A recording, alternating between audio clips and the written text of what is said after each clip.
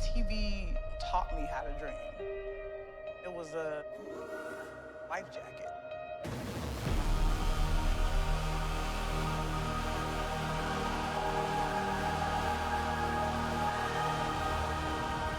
I don't think you can be an artist and not touch people.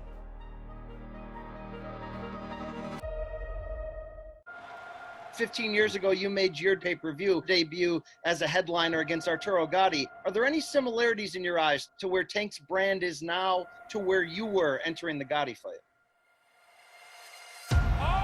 I believe in Tank. When Tank was very, very young, I told him someday he will be fighting on pay-per-view. And now we're here. I've been doing it for so long. I started fighting when I was 8. I'm made for this. I'm here for a reason. I'm in the best shape of my life. As we know, we have a hard fight. I think the hardest fight in my career. There's a big opportunity for me to become a pay-per-view superstar, and that's what I want. A couple years ago when I was saying I was going to be the next pay-per-view star, people were thinking that I was just talking. Now that it's really here, I'm on the road to be a superstar.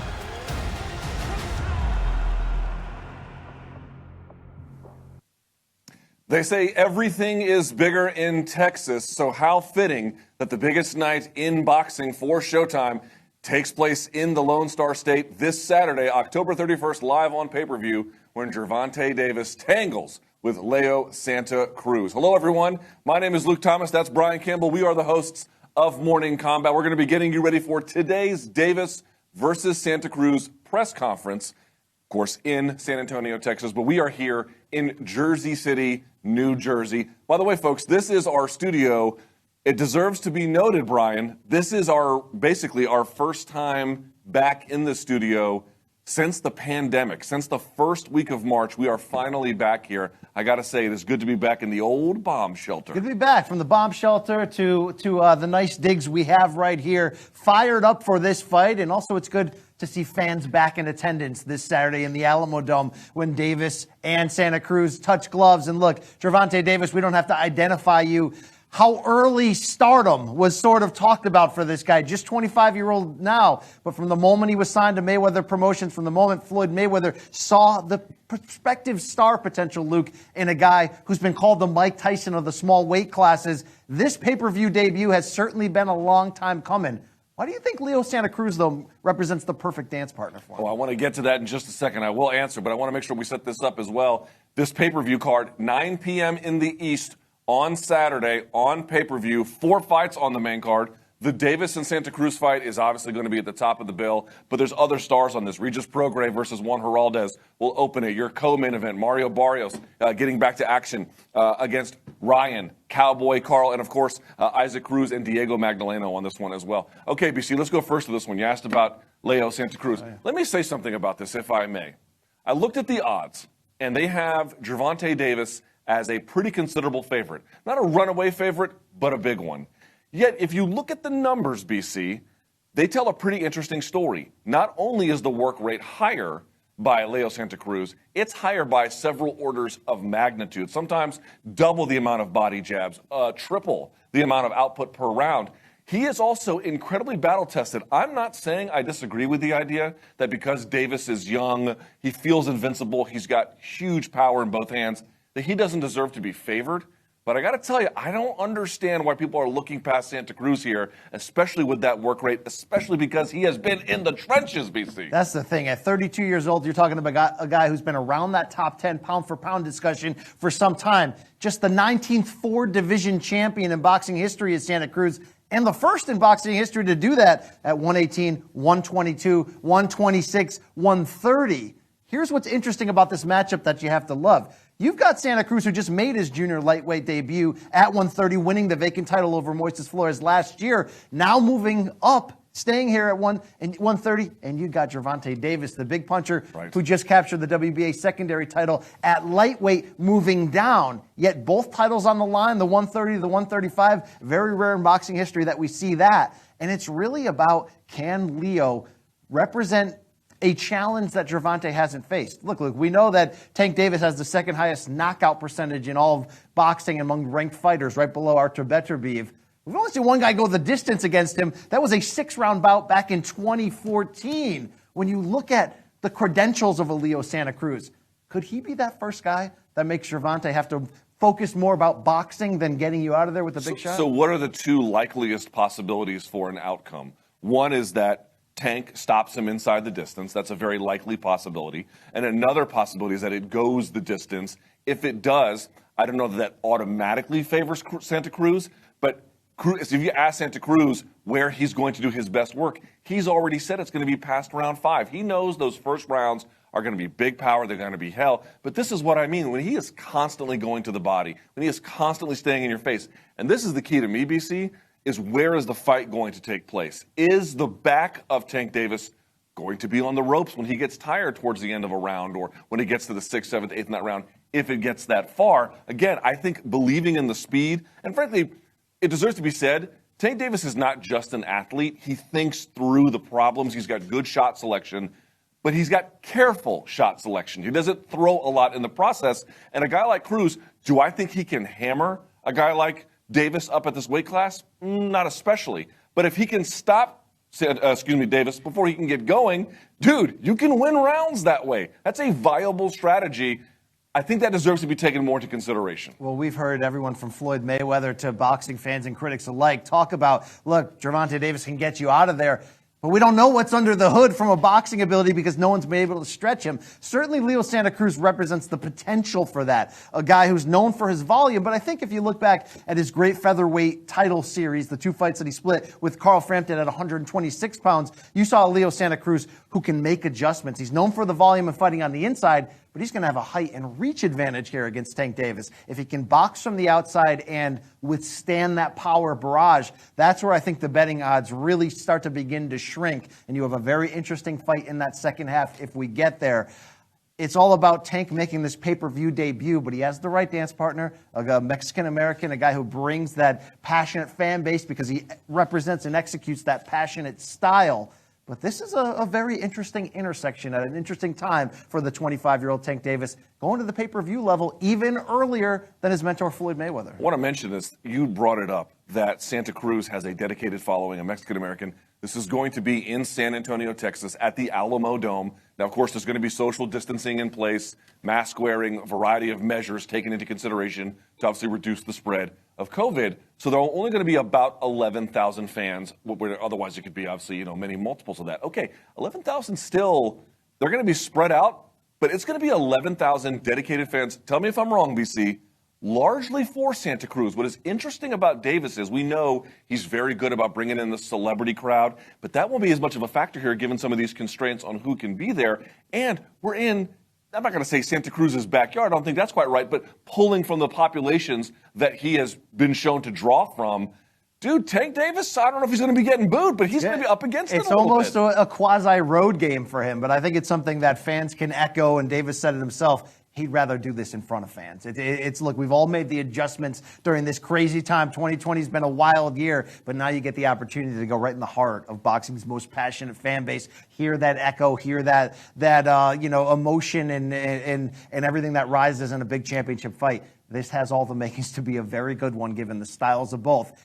It might come down to, though, Luke, tell me if I'm wrong, what Gervonta Davis looks like on the scale Friday at 130 pounds. I was just about to ask you. We know it's kind of funny. It's like the guy has had issues making weight, not just once in his career, and not just at 130, even up at 135. So we're now down to a back of 130. Now, it deserves to be noted, if you've been watching Showtime's All Access, certainly I would never argue that a pandemic is good. That's not what I'm suggesting. But some people are able to adapt to the challenges in ways better than others. It deserves to be said. And some fighters we know from all across combat sports have been badly impacted. Some have just found a way to hunker down and train. Davis appears to be the latter. Still, with the history of having some trouble at 130 pounds, especially if the fight goes late, especially if Santa Cruz can withstand the power, especially if he's really be able to put it on him. These are a lot of ifs. But you can't discount it, BC. It's a part of the story. It deserves to be told. Seeing how Davis looks tomorrow on the scales, I think is going to tell us a big part of how the fight is going to go on Saturday. No question about it. If he's in there with a full arsenal of attack, that power could be hard to overcome. Obviously, you never know until we get in there. But this is a huge opportunity. Davis said it himself when asked about it in the buildup. Speaking in the third person, quote, Gervonta Davis will not have a problem making weight come fight night. So we're certainly going to check that out. But you look at the opportunity to take that celebrity backing. Gervonta Davis reaches a young boxing fan base that, similar fighters might not be able to. He's packed in 2019 big crowds from Los Angeles to his native Baltimore to Atlanta in his most recent bout when he stopped Yuriorkis Gamboa in the 12th round. Luke, this is reminiscent, like we said, of Floyd Mayweather 2005, moving up to that level against Arturo Gatti, finding out if your commercial value can be on the same level of what you are potentially critically. Yet even with that said, Gervonta Davis isn't talking about pay-per-view numbers in the build-up to this fight. He's talking about getting that long-awaited pound-for-pound credentials that he has eluded. What do you think is at stake for that from a critical standpoint in this fight against Santa Cruz? And, you have to wonder, even though this is at 130, does he really see his future there? I think not. Probably 135, pure lightweight. When you do that and you begin to think about all the possible opponents that are there, I can understand why you would be thinking more about the pecking order than the pay-per-view buys. He's going to get paid regardless. He's got good management. He's going to be a co-promoter. The checks are going to come, but the checks are really going to come if you do what Floyd does, which is in that pretty boy era, as Teofimo Lopez alluded to after his big win, you got to go out there and you got to beat the names. And you really look at somebody like Santa Cruz. Yes, he's older. Yes, he's coming up in weight, but who has Davis faced in his career that is like Santa Cruz, both in stature and in style, even if there are some weight issues along the way? Really nobody. There's nobody like him. This is the toughest matchup. Exactly. Size notwithstanding, and we don't know, again, if size is going to be a problem because Santa Cruz is the taller and longer fighter. It's going to all come down to the first time he takes those power shots, what the rest of that fight looks like. But critically, he's getting his biggest possible opportunity to date. I want to talk more about the Floyd connection after the presser. We'll still be here on the stream. Let's give a little bit of attention, if we can, to the rest of the card, which is actually pretty good. What stands out to you most about Regis Prograis, Juan Heraldez? Ooh, love this fight because this is a big debut for Prograis. Had been one of the most exciting fighters in the sport in recent years, climbing that 140-pound ladder. We saw him go toe-to-toe with the great Josh Taylor in the World Boxing Super Series tournament, a fight that could have gone either way, a modern classic in some ways. Prograis comes up just short in that. Luke, he's argued if this fight was maybe in the States and not in Europe, he would have gotten the edge. You can watch the fight and speak for yourself. But you have Prograis, a legitimate title contender, a guy who said, after I win back titles at 140, after I make my name here, and there's certainly plenty of names in the PBC universe entering his debut here, we know his future long-term is at welterweight, seeking the big names. There's no shortage of them, in the PBC universe here. But he's got to get through a hungry fighter in Juan Heraldez, an unbeaten one, a guy who's coming in here and looking to box opposite the Matador. I think we both know it, though, Regis Prograis. Co-managed by Peter Berg and Mark Wahlberg. He's made his name known with the big Rougarou mask on. Yep. This guy can be a star. There's no question about it. Heavy-handed, southpaw, right? I mean, he can... incredible shot selection, great combination punching, fast, athletic, but he needs to get back into form. And one thing that people don't talk about in that Taylor fight, maybe he could have won, depending on where it was taking place, but he took a lot of damage. Taylor did too. It was a hell of a contest. Taking some time off, coming back, resetting himself. I like the call. Also on this card, Isaac Cruz in an IBF title eliminator against Diego Magdaleno. Very quickly, for folks who may not know, of all the fights on the card in terms of the odds, this one is the closest. In fact, Magdaleno, who's been on the big stage a few times, he is the slight underdog. Agree that he should be or not? It's close. It's really in a lot of ways a pick-em fight. Magdaleno, maybe from what we have seen in the shorter term for Cruz, who's just 22 years old, maybe the craftier fighter, the southpaw, the 34-year-old from Las Vegas. He's fought big competition, but the 3 times Magdaleno has stepped up to the highest level, he has come up just short. This is a big fight for him to remind us who he potentially is. Look, when he lost to Teofimo Lopez by knockout, there was members of his team and his family who were like, I think you should retire. He knew there was a ton left in the tank. He's got a new team that he says believes in him for maybe the first time in his career. He believes in himself. He's got a young fighter from Mexico and Cruz who is looking to use this platform here to make a giant statement about himself. And then in our co-main event of the night, Mario Barrios taking on Ryan Cowboy Carl. Barrios comes in with a win. But in his last fight against Akhmedov, his face looked quite literally disfigured. He got the win because he dropped him late. The guy looked... It was a war. It was a war. And he's got big power. still, there were some questions that were raised about it because Akhmedov had, I think, less than 10 fights. I think only 7 fights. He was 7-0 heading into that He was contest. up, but he was daring to be great. It was for a vacant title, but Barrios withstand it. He survived in advance in the biggest, challenge to date of his young career at that point. The thing about Barrios, so we're talking about one of the most exciting names that are just starting to get the attention, a native of San Antonio. So a little bit of big pressure here walking into his home arena, so to speak, at the Alamo Dome. The only thing he's talking about in the buildup, I come here to steal the show. When you look at this matchup, there's a lot of interesting, Ryan Cowboy Carl on the other side, a fun guy, maybe known as a great TV fighter, trying to now make it happen on the title level. You have to think this could be as good of a fight we see on the entire card from the standpoint of action. Yeah, and a battle of Texas. I think San Antonio versus Houston is where Cowboy is from. So that'll be your co-main event of the evening for the, I guess Barrios will be defending his WBA super lightweight title. But, of course, the main event is where everything is a focus. All the attention is on that. Gervonta Davis for 2 different titles in 2 different weight classes, taking on Leo Santa Cruz. I believe everything is ready in San Antonio. So let's now go to the host of today's Davis versus Santa Cruz press conference. Let's go to Brian Custer. Thank you, fellas. Good afternoon, everybody. Certainly welcome you to San Antonio. This is the official final press conference for Davis versus Santa Cruz. This Showtime pay-per-view fight comes your way Halloween night, October 31st. Jervante Tank Davis taking on Leo Santa Cruz on Showtime pay-per-view. It will be a 4-fight pay-per-view event. And it all comes your way at 9 o'clock Eastern time. That is 8 o'clock Central time here in Texas. And, of course, 6 o'clock Pacific time. The event will be the first major boxing event in front of fans. And it all goes down inside the Alamo Dome here in San Antonio. And it's presented by Premier Boxing Champions. The main event, the WBA Super Featherweight Champion, taking on the WBA Lightweight Champion. And the winner of this fight walks out of the ring with 2 titles from 2 different weight divisions. It's promoted by Mayweather Promotions, TGB Promotions, GTD Promotions, and Santa Cruz Boxing Club. Tickets are still on sale. You can get them at Ticketmaster.com. You can order the fight through the Showtime app. You can do it through Showtime.com, the website. You can also contact your local cable or satellite provider.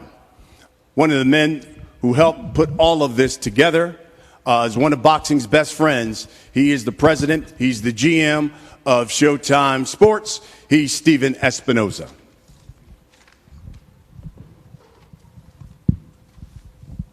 Thank you, Brian. You know, a boxing event is a team effort, especially true for a pay-per-view event. You know, and although this group has done many pay-per-views, there's never been a pay-per-view quite like this one.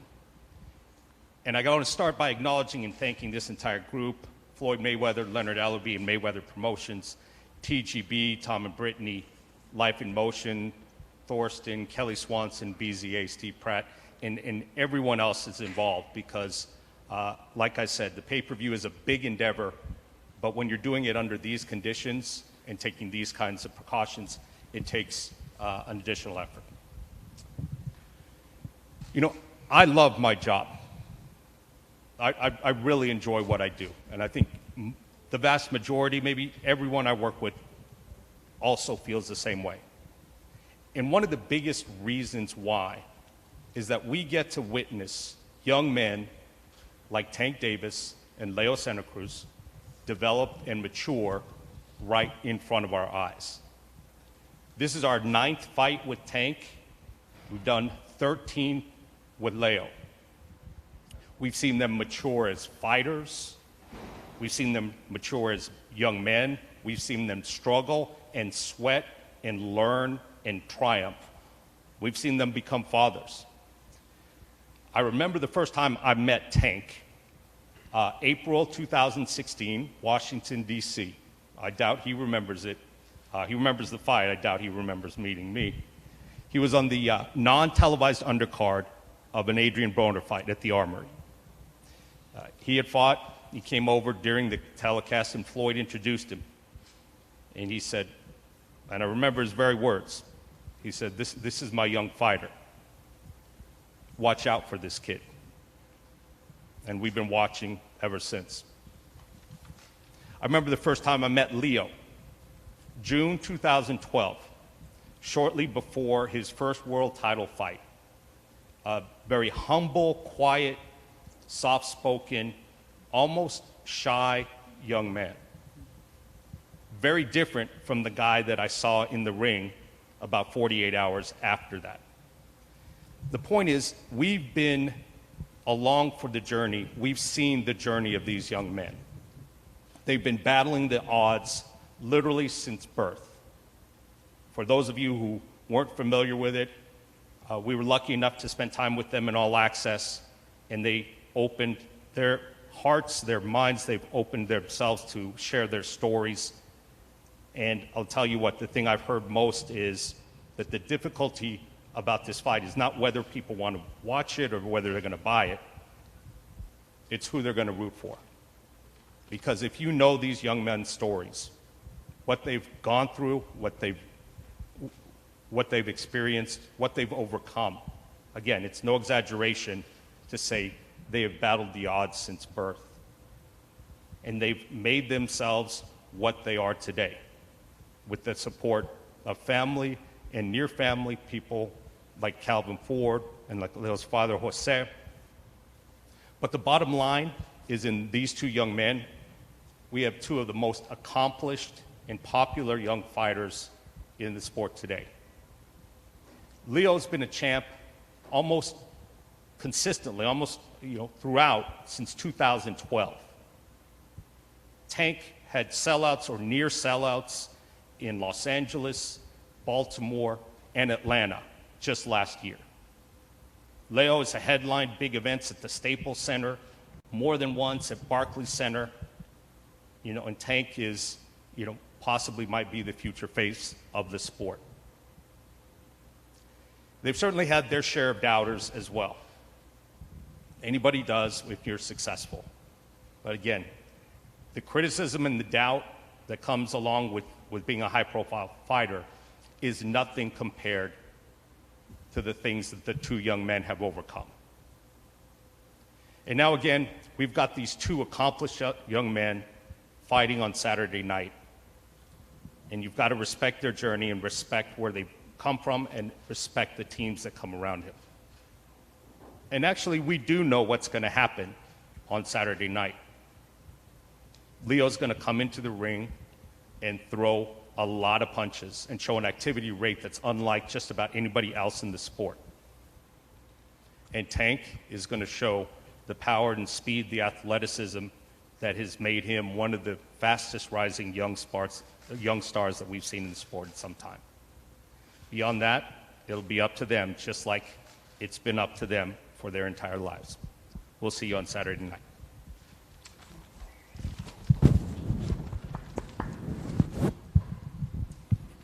Thank you, Stephen. By the way, one of the beauties of this fight, especially a mega fight like this, is that you have two real gentlemen of the sport. As Stephen mentioned it, you can always watch the All Access Davis Santa Cruz. It's available on Showtime. You can also go to the Showtime app as well, just to see where these guys have come from and how they've become champions. Before we hear from the fighters, let's talk to the guys who helped rear these guys, who trained them. Calvin Ford, of course, the trainer for Jervante Tank Davis, and Jose Santa Cruz, the father, trainer of Leo Santa Cruz. We'll start here with my left to your right, Mr. Ford. Calvin Ford, give us a word on how camp was going and what you expect to see Saturday night. Camp was great. Unbelievable. It started out one of the traditional camp that you have, but it was the Tank Davis camp. Really appreciate the work that he put in. I mean, great work. Did what we need him to do. I just can't wait till Saturday to get here so I can watch my Tank Michael Jordan. Can't wait to see him. And just looking for a great performance out of both fighters. You know, I want to say thank you to Santa Cruz and his dad. Can't wait Saturday night. Mr. Santa Cruz, if you would just give us a word on how camp went for Leo, what you expect to see Saturday night. Sammy Roman will do the interpretation for us. Señor Rosette, ¿tú qué esperas para esta pelea con Leo este sábado y cómo fue el entrenamiento para Leo para esta pelea? Pues fue un entrenamiento bueno porque sabemos la importancia de esta preparación. Sabemos la importancia de esta pelea y la verdad venimos bien preparados como siempre él viene con buena preparación para hacer buena pelea. He says they had a really good training camp. They know the importance and they understand the importance of this fight. And Leo's well prepared. He's ready for Saturday. Now, let's hear from the fighters. And we'll start with this young man to my left. Jervante Tank Davis, 25 years old, turns 26 just a week after the fight. He is 23-0, 22 have been knocked out. It's a 95% knockout ratio, one of the best in boxing. Three-time world champion. He is 7-0 in world championship fights. He is the WBA lightweight champion of the world. Tank, give us a word on how camp was and what should we expect Saturday.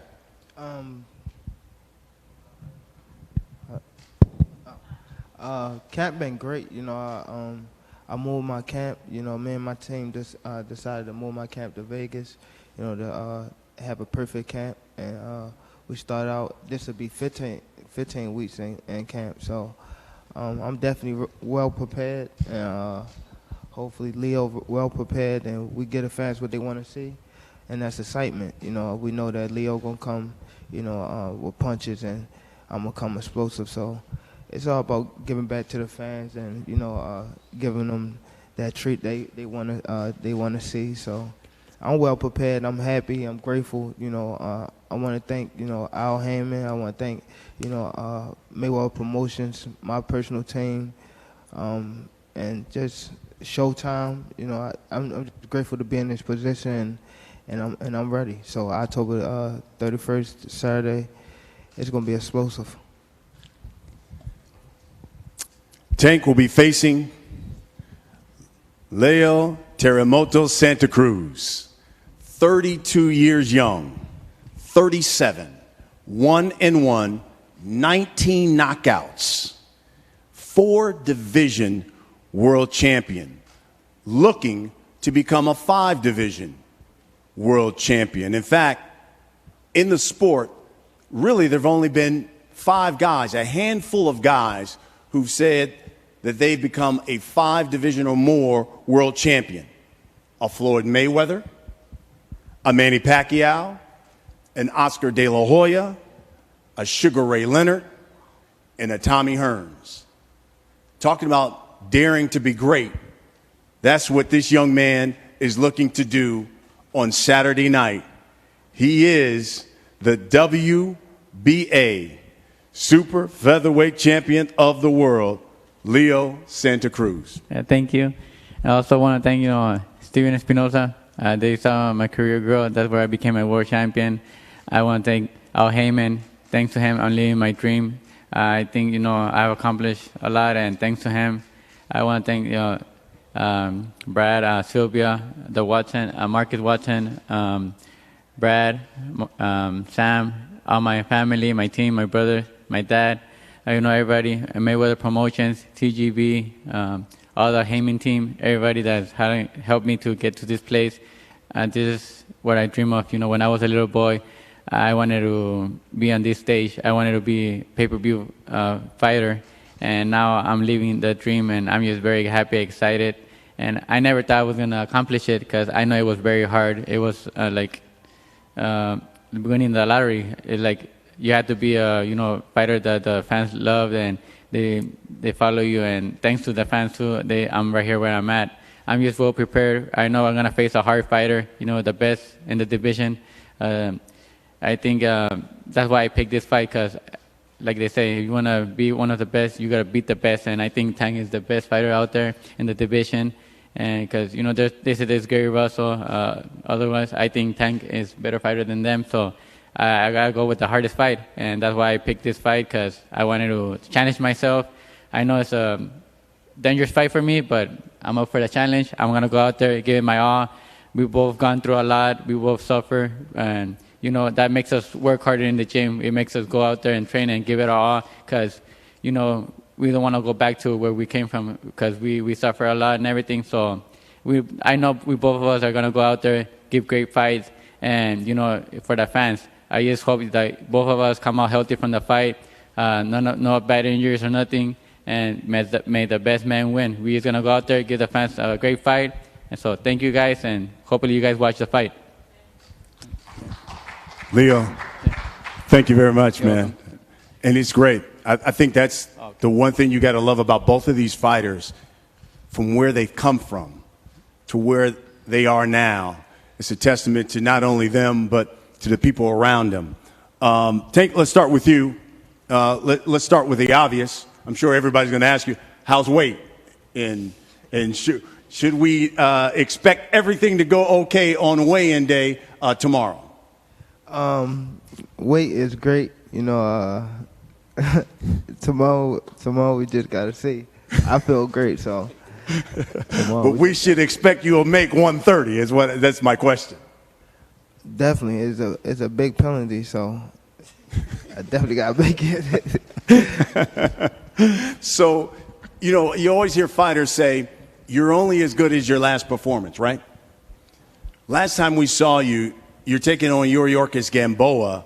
This is a guy who hurts his Achilles in the second round and nearly goes the distance with you in that fight. Even touched you a couple of times, pretty good in that fight. How different of a Tank will we see Saturday compared to the guy we saw last December? I want to say towards that fight, it was more so of Gamboa just trying to survive. I felt as though, not to take nothing away from Gamboa, but it was him trying to survive. So it's more hard for to get punches off with somebody that's in there and just moving around than somebody in there actually to fight. I know that Leo gonna come to fight, so I think this fight gonna put me on that next level. So. Leo, a lot has been said, and rightfully so, about Tank's power for this fight.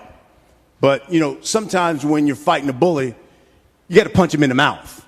And when it comes to boxing, when you're in a fight with a puncher, sometimes you got to step to that puncher to get your respect. So I guess the question is, on Saturday, will we see you step to Tank Davis in this fight to not only get your respect, and do you believe you have the power to stop a Tank? Yeah, of course. We Mexicans have a big heart. My dad telling me to be smart, to fight a smart fight, not to get hit with those big punches that he throws. But me, even though my dad's gonna tell me that, probably I'm gonna want to go out there and you brawl with him. Make it a war, go out there and see. But I'm gonna listen to my dad. He's the smart one. He's the one that's gonna tell me what to do. And as the fight is going, he's gonna be telling me how to fight him, and we're gonna find a way to beat him. Tank, you've talked a lot about this being your first pay-per-view. You said, I need a spectacular performance for my fans. Does that mean then your knockout streak extends to 15 straight? Because it's 14 straight now. Does it extend to 15 straight come Saturday night? Is that what that means when you talk about a spectacular performance? I don't think it have to be a knockout. I think that I just got to go out there and put on a great performance. That's mainly what I'm focused on. Forget as far as pay-per-view or like everything else. It's just me going out there and showing them that I'm one of them top guys. I am the top guy in the boxing world, you know. So that's mainly my goal, is to go out there and show them that, you know, when you have a lot of doubters, you know how when Michael Jordan used to play back in the day and he used to read the newspaper and he'd go out there and, you know, do what they said he couldn't. So that's basically what I'm doing. You know, I'm going to show them that, you know, I'm over top of the whole sport. As far as not the sport, but I don't want to say I'm bigger than the sport or try to be on top of the sport, but that number one guy that everybody say, yeah, that's him. He's the baddest man in the sport. That's what I'm going after. Leo, man, you look at your ring resume and all that you've accomplished, speaks for itself. You ever take offense that so many pundits and so many people have said, man, yes, it's a great challenge, it should be an exciting fight, but I think Tank's going to walk through this guy? Do you ever take offense to that and say, I am Leo Santa Cruz?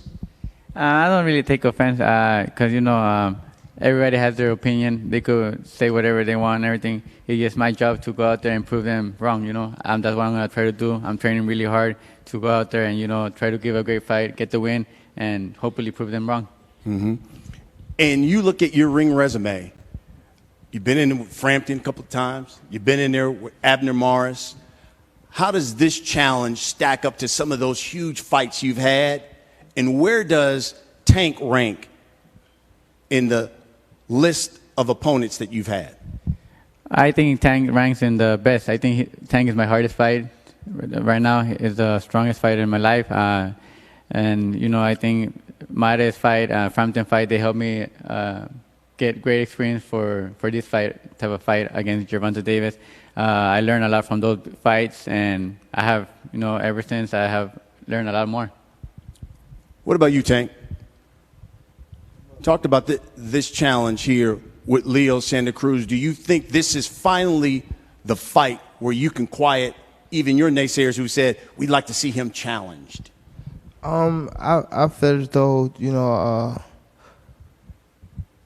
Leo going to come to fight, and it's just about me pinning on that performance. I think once again it's just me going out there and do what I do best. You know how you see some potential in someone, but you gotta actually see it come out of them to believe it.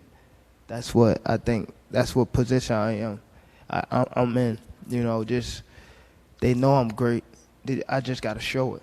So that's what I gotta live up to it. That's what the level I'm in, position I'm in. At 130 pounds, you got Burchell, Jojo Diaz, Herring. You got some really good fighters. Do you believe Saturday night we're seeing two of the best at 130? Definitely one of the best. Even though Leo coming up and he actually won a belt at 130, it just showed people, you know, that he's a top tier opponent. He's a top tier, you know, fighter that's fighting on TV right now. So then you have one of the best, you know, explosive, you know, guy that got tremendous power and, you know, I'd say pound for pound, you know, so the winner should be on that pound for pound list. So I think this is a great matchup. Leo, only a handful of guys said they are 5 division or more world champion. What would it mean to you to not only get a victory, but to put your name in the class of some of those great fighters? For me, it will mean the world to me. You know, I'll be making history. It'll be like another dream come true, and I'll be putting the last name and, you know, up there with one of the best. And hopefully, like Jervante said, hopefully the winner of this fight, they put him in the top 10 pound for pounds, and because, you know, we deserved it, and hopefully, you know, we do that. Yeah. We got a number of questions from members of the media. Some of them are here. I'm going to start with Keith Eidick from the boxing scene. Keith? Thank you, Brian. Leo, who's the hardest puncher that you've faced so far? And I know you haven't been hit by Tank yet, but how do you expect his power to differ from that?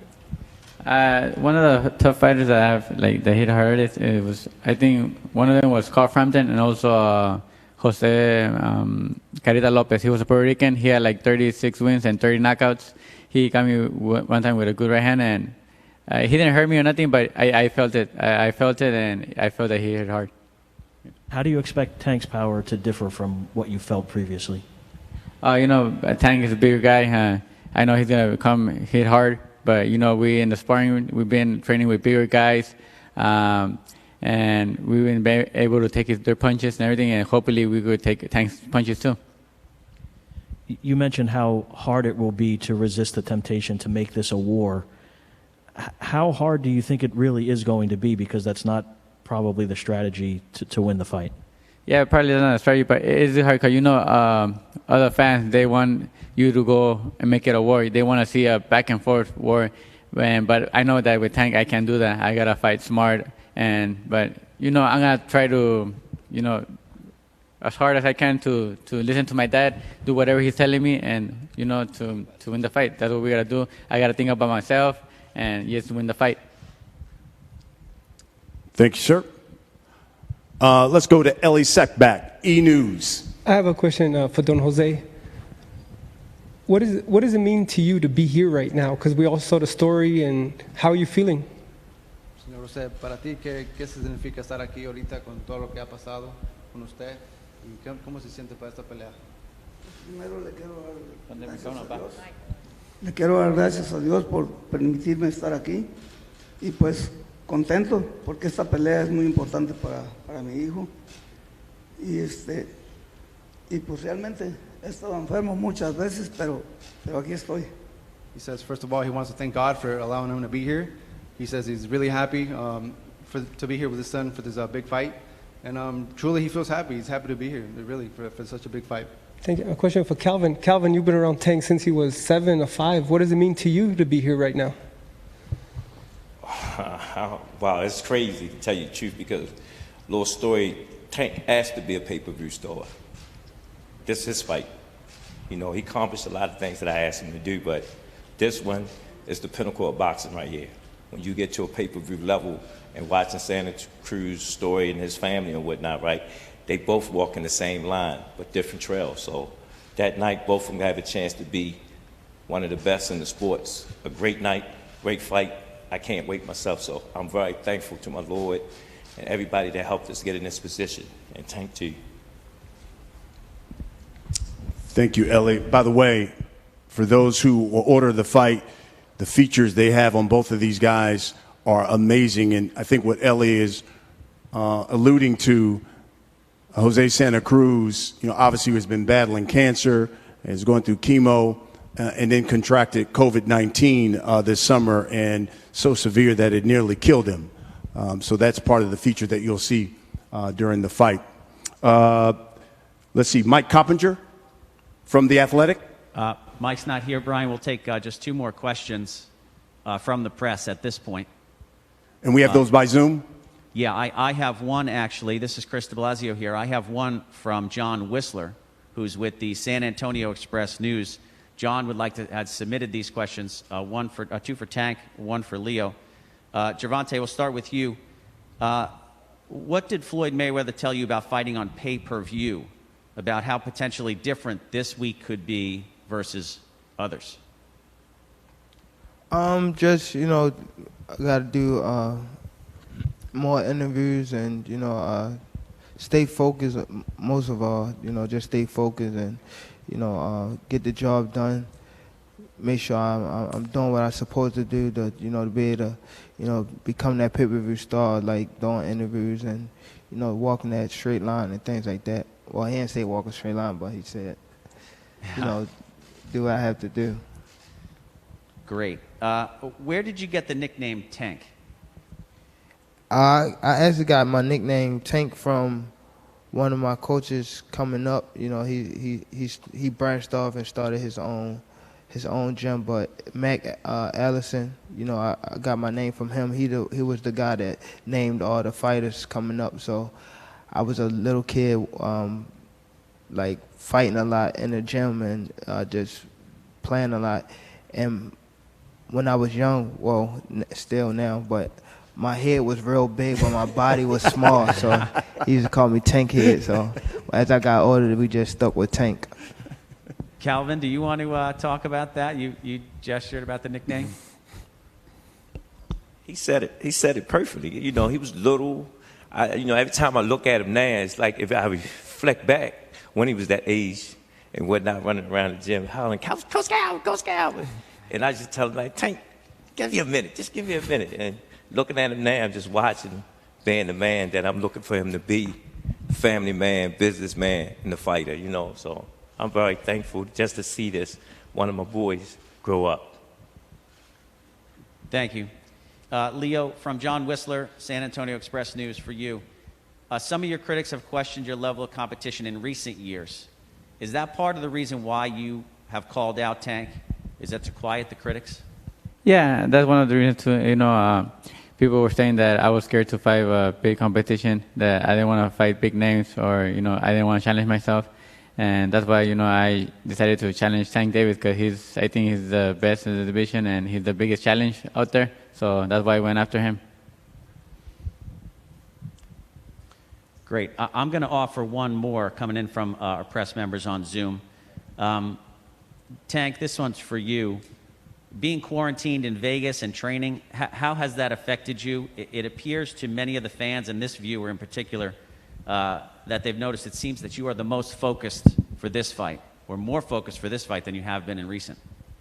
I don't think it affected me. It actually, I'm one of them guys that always, like, even coming up, just when something in front of me and I know I got a big task, I know how to focus. That's what make people, them great ones great. You don't see no great ones that freeze up when it's crunch time. So I was always one of them guys that be able to focus when, big things on the line. That's basically what I'm doing. I moved my camp to Vegas because I know that, where I want to set myself at after this fight. So it's been great, so we'll see Saturday night. All right, thank you. We're going to try two from press here virtually on Zoom. I'm going to start with Sean Zittel from Fight Hype. Sean, if you unmute, give it a beat, and then ask your question. Go ahead. Hey, Gervonta, thanks for your time. Could you please just compare how you feel heading into this fight after the camp you had versus last year versus Gamboa? I know in that fight you were concerned about pacing yourself for the full 12 rounds. Is that something you're not as worried about for this fight? To think back on it, I don't even know like what I was just getting through the fight. It was just, like even in the gym, recently in the gym, it was times that I would spawn some people that didn't supposed to be in there with me. So I actually took them out the ring. Like, I don't need to be spawned. I don't need to be spawning them, because sometimes when you spar or fight people, sometimes you get lazy in there and then you wind up getting touched with punches that you don't supposed to be getting touched with.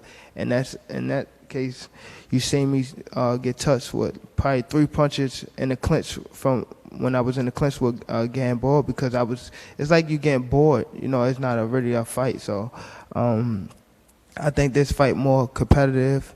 I think that, I'm going to have to throw more punches.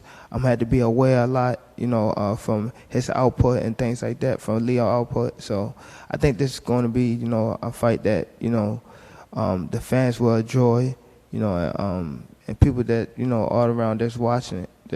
It's going to be a great fight. Sean, do you have a follow-up? One after another, we had Teofimo and Loma last week. You're the big pay-per-view fight this Halloween. Then we have Devin Haney the week after. Does that give you any extra motivation to prove to the fans you're the top guy in that group, you're the top dog, to prove it? I want to say I'm really not focused on someone that's not in this fight. My focus is Leo. I can't overlook Leo, so my focus is Leo. Far as any fighter behind this, it really doesn't matter. I'm proving, along the way, and this is a step that I'm taking to get closer to the point I want to prove. Forget any fighter that's, not sitting here right here and fighting me Saturday. So my main focus is, getting the job done Saturday. Okay, thanks, Sean. We're going to go to Manuk Akopian with the Los Angeles Times. Manuk, unmute and go ahead. Hi, Leo. Thanks for taking the time, everyone. I have a question, Leo. You're a 7-1 underdog in some sports books. Do you think that you are that deep of an underdog in this fight? Well, like I said, I leave the opinions to the fans, to them. If they believe so, well, I leave it up to them. Like I said, my job is just to go out there and give the win. Give a great fight for the fans and give it my best and my all. But, we're both great fighters. We will have accomplished a lot. And I think I should have been a lot closer. But like I said, that's the fans' opinions, and I respect their opinion. Manuk, if you have a follow-up. To place big bets, are you perhaps going to place a bet on yourself, considering you have such great odds? No, I never bet. I'm not used to betting. I have never bet in any fights, and especially I wouldn't bet on myself because maybe sometimes people see that as bad luck. So I would never do that. All right, that's all the time we have for questions from Zoom. Brian? All right, thank you very much. Folks, want to remind you, Saturday, October 31st, Halloween night at the Alamo Dome. It is Davis versus Santa Cruz. You can see it live on Showtime pay-per-view. Tickets are still available. You can purchase your tickets through Ticketmaster.com. You can purchase the fight through the Showtime app, Showtime.com, or through contact your local cable or satellite provider. The WBA Super Featherweight Champion of the World, Leo Santa Cruz, taking on the WBA Lightweight Champion, Gervonta Tank Davis. And the winner walks out of the ring with both belts. Gentlemen, let's have a face-off before we wrap things up. I want to thank everybody who's been watching. Let's send it back to our guys at Morning Combat. Okay, let's go ahead and do all four of you standing in front of your stools for me first.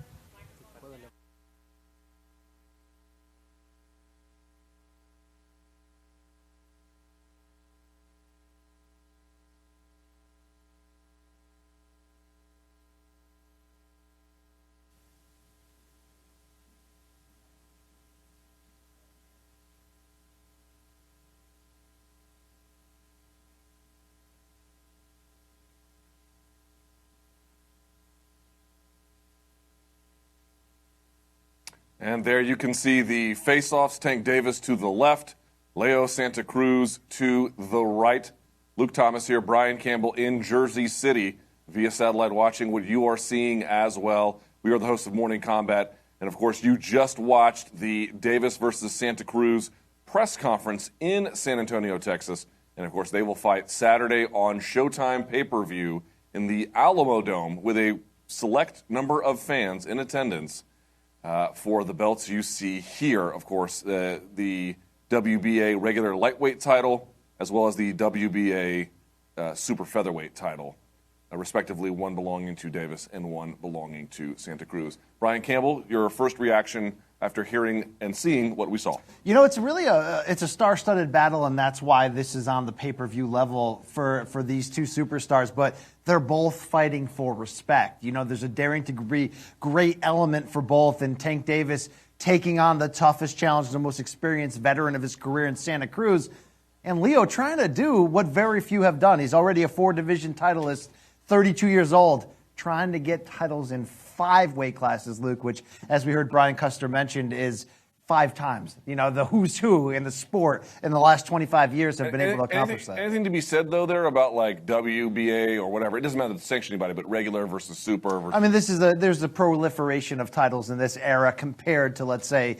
40, 50 years ago. Yeah. But I think the key element in why both are really fighting for pound respect, and what you have to respect about what Leo has done is he's risen in weight and carried the ability and been able to do it. A guy who won a title at 118 pounds was the first to do that as well at 130 pounds. Well, now he's trying to win a title at lightweight against maybe the biggest puncher in the sport, pound for pound, and certainly the terror of the lower weight classes. It's dare to be great. Davis is almost the inversion of Mayweather, where Floyd was critically your pound for pound king when he finally got to the pay-per-view level at age 28. Davis already a star. He's trying to get that critical backing by beating somebody of Leo Santa Cruz's caliber. So plenty of storylines in here, but a very civil meeting here, just days out from the fight. All steak. I'm not sure how much sizzle. Certainly, if you're a fight fan, you're in the know. You know what this fight is about. What I mean to say is these guys are almost certain camaraderie between Well, they're them, gentlemen. right? They're professionals. But they also, I mean, Brian Custer was talking about it. They both come from hard scrabble backgrounds, and they're looking around and sort of saying to themselves, not a pinch me. I mean, they're experienced veterans at this point, even at 26 or 25 years old for Tank Davis, but it's the culmination of something kind of big. So they almost want to share in the moment together, much like we do on Morning Combat, BC. Yeah, absolutely. You know, a little back and forth right there. Let's talk about Flynn Mayweather. His legacy, his influence, his he didn't feature much. His brand looming large. Wasn't it a president there will be there Saturday night in San Antonio for the big fight? We know he's the promoter of Gervonta Davis. We know from the very beginning he tabbed this kid and said he's the future. He's your next big pay-per-view star. So this is certainly a big moment for Jervante from reaching that level. But we've seen Floyd's influence in many different ways in the buildup, maybe at an even deeper level than before. Well, take me into Floyd's mind here and his decision, in your eyes, to really not just stand by Davis and announce that he's next, but get in the ring with him, step between the ropes, and really try to make sure the Tank will be armed and ready as much as ever before on Saturday. You know, I got to tell you, the fact that he had a 15-week camp in Las Vegas, that to me says a lot. Now, we were talking about weight beforehand, just as a side note. I know you're asking about Floyd as a side note. If you can't make weight with a 15-week camp, I don't know how you can. I mean, you should be able to make weight 6 to 8 weeks, 10, 12, certainly no doubt about it. 15, I mean, we're talking about getting into territories, depending on how you programmed, where you might be overtraining. But okay, let's say he didn't. Let's say he did it all the right way. It wasn't in Baltimore. It was in Las Vegas. It was in the home, not the literal home, but the sort of municipal home, so to speak, of Floyd Mayweather. My whole thing is this.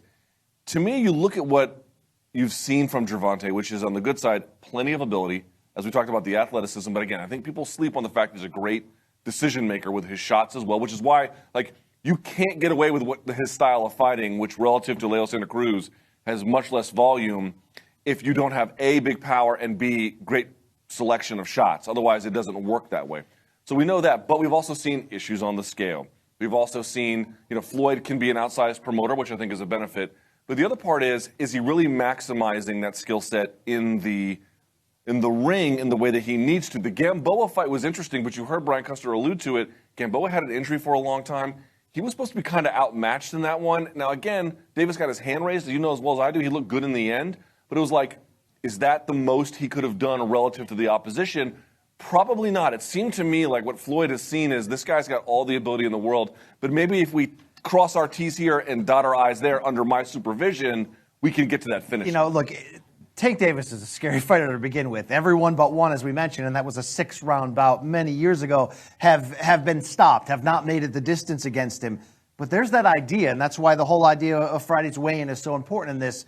Well, what happened if we see the very possible best out of Tank Davis when you combine the power, the speed, the athleticism, the mind? You could be looking at everything people have tabbed about him from the very beginning. A future pay-per-view star, but a future pound-for-pound star as well. I think the greatest influence Floyd can have on him right now, certainly in things like maturing and not making the same mistakes outside the ring, and certainly from the standpoint of, we know you're a big power puncher, but let's also, be focused and poised and patient in the ring. That's all going to serve Tank well, especially if this fight goes into those championship rounds. But how about just this? And this is what Floyd has talked about leading in. Floyd was one of the first fighters of the modern era who stayed in championship level state from bout to bout, whether he had a fight coming up or not. Right. His health is his wealth, so to speak. That is a lifestyle mindset that he's trying to instill in Tank. And like I said, we've seen brilliant, dangerous flashes of Tank letting his hands go. If he puts the whole package together, maybe that's where the odds makers love him over Leo Santa Cruz, despite how well they are matched and how their contrasting styles might look good against each other. And also, I would say, we covered the Nunez fight, and we covered to a degree the Gamboa fight.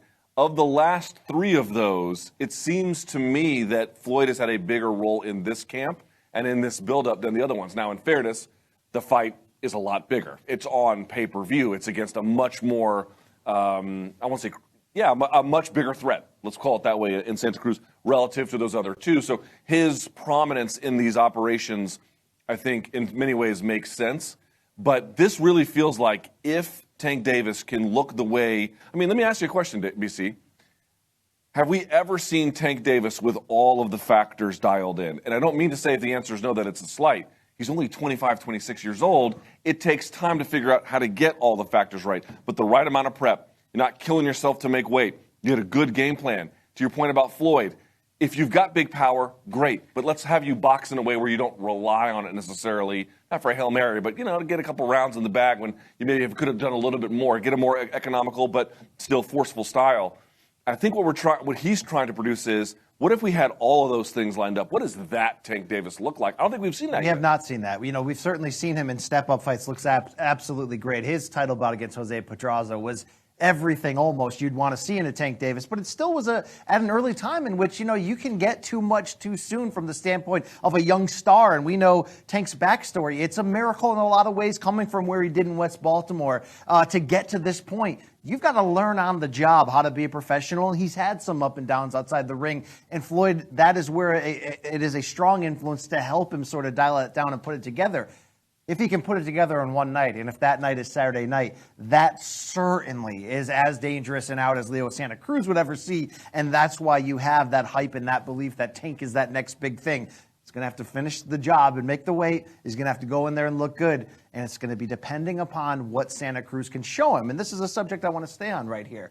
4 titles in 4 divisions. He's tall. He's lengthy. We proved against Carl Frampton he can box and brawl. Is it enough in your eyes for Santa Cruz to say, I'm bringing in welterweights. I'm training with them. I'm building up my neck muscles. I'm going to be looking to be smart. We know he does like to mix it up. It's what he does best. Right. How do you think he's going to navigate that tightrope of, I'm going to have to score. I'm going to have to gain my respect, but I also can't be hanging out in the strike zone for too long. I mean, I think it's going to be, it really all depends. First of all, the biggest question I had coming out of this presser was, who is Calvin Ford talking to on that earpiece? I mean, he's got that thing every time I see him, but okay. Talking about Leo Santa Cruz. Here's the thing for me. He talked about the first 5 rounds against Davis, that really being the proving grounds. My hunch is that Santa Cruz is going to have a style in this fight, the one you're kind of referencing. I'm going to be, the kind of guy that I am, volume heavy, right, in your face, a lot of body work, pushing, I think, Davis back. I think if Davis is walking him down, that's going to be a problem. I think the best kind of way for Santa Cruz to fight is to really, some tie-ups against the ropes, but really pushing into phone boothing backwards his opposition. But here's the key. Let's say we get through 5 rounds as Santa Cruz predicts, okay? He doesn't get knocked out. If the style he has that he referenced, that you're referencing, if that works, I think he's just going to stay with it.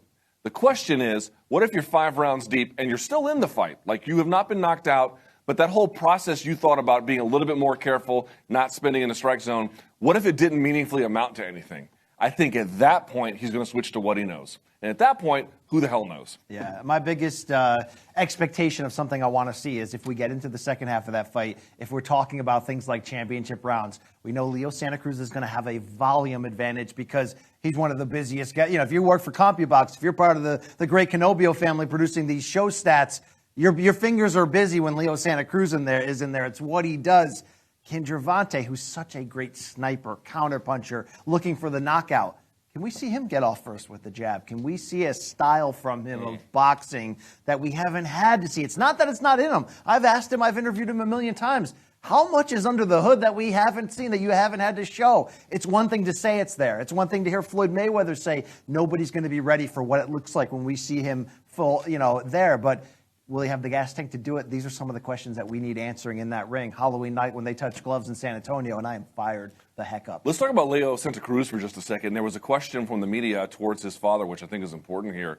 For folks who may not have known, his father has for a while, back and forth, dealt with spinal cancer issues. Stage 3, yes. And more recently, he got COVID, and I don't want to exaggerate but it is, and I'm not, but it really is true. The guy was on death's door. I'm not trying to be indelicate about it, but he was really in bad shape. There's a great article in The Athletic. I think Lance Pugmire had written it, talking about just how close that Santa Cruz's father had come, but he pulled through. In fact, to the point where they had gotten burial plans ready for his father, and that the medical staff had told them, because it was COVID, you weren't going to be able to say goodbye. They were getting ready to say goodbye over the phone. I mean, that's how close he got, but he made it. He made it through. You saw him at the press conference today. I wonder, to what extent will that have an impact? We've seen fighters on the one hand, or athletes in general, right? The Brett Favre game after his dad passed away, and he goes out and throws a gazillion touchdowns. On the other hand, it's like, you know, the man is still with us, but that is a taxing experience for a person to go through. Yeah, you can't understate the impact and the influence. We went through this just in mixed martial arts and UFC with Khabib Nurmagomedov and the loss of his father. How important Jose Santa Cruz is to Leo, not just as a mentor and coach, but as a father figure. Leo says, I work as hard as I do. My calling card as a fighter is my work ethic because my dad demands it. So to know that he's back and he's healthy and he's still a big part strategically of what they're doing. It's a family business for the Santa Cruzes. Many of the brothers have been pro boxers. Antonio, the older brother, is currently sort of taking the training demands off of Jose's plate. But there's one thing father and older brother did say when Leo presented them the idea of moving up and facing Tank Davis. You're going to have to be smart. You're going to have to be smarter than you've ever been in there to sidestep the big power and implement what you do well.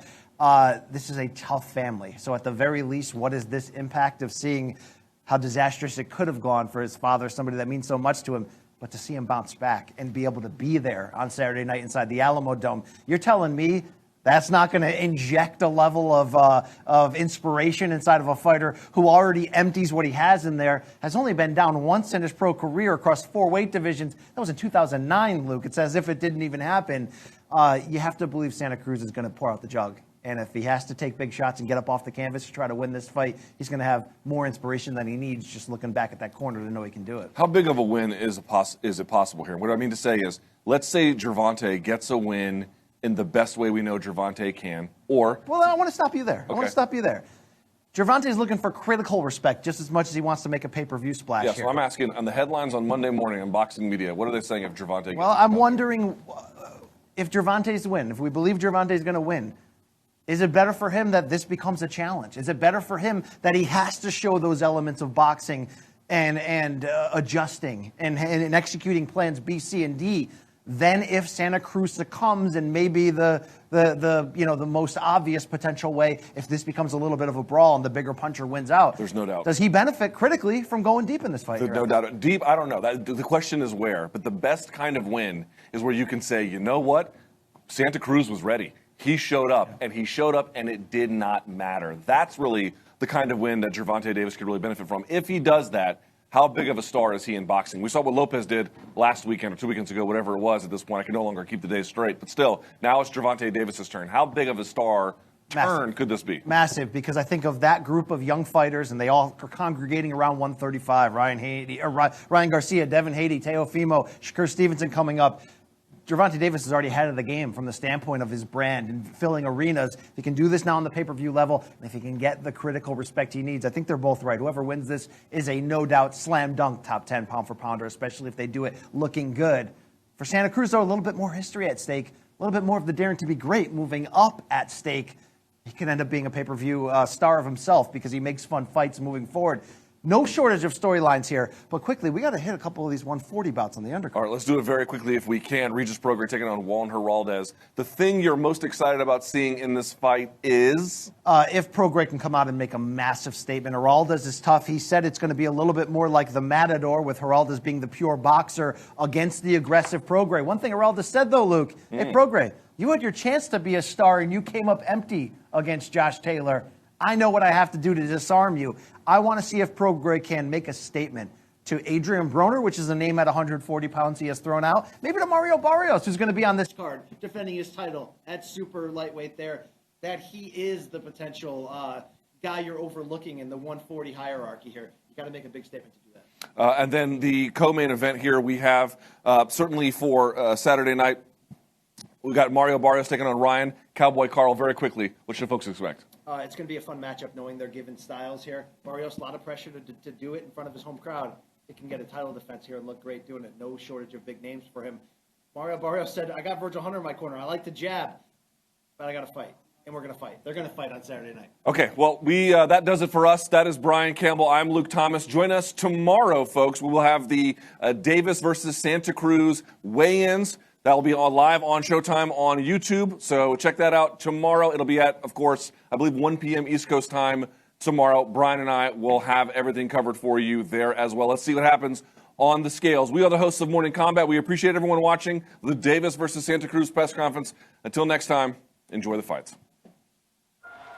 15 years ago, you made your pay-per-view debut as a headliner against Arturo Gatti. Are there any similarities in your eyes to where Tank's brand is now to where you were entering the Gatti fight? I believe in Tank. When Tank was very, very young, I told him someday he will be fighting on pay-per-view. And now we're here. I've been doing it for so long. I started fighting when I was 8. I'm made for this. I'm here for a reason. I'm in the best shape of my life. As we know, we have a hard fight. I think the hardest fight in my career. There's a big opportunity for me to become a pay-per-view superstar, and that's what I want. A couple of years ago when I was saying I was going to be the next pay-per-view star, people were thinking that I was just talking. Now that it's really here, I'm on the road to be a superstar.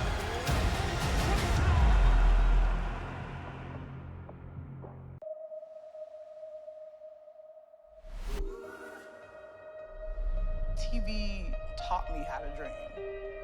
It was a life jacket.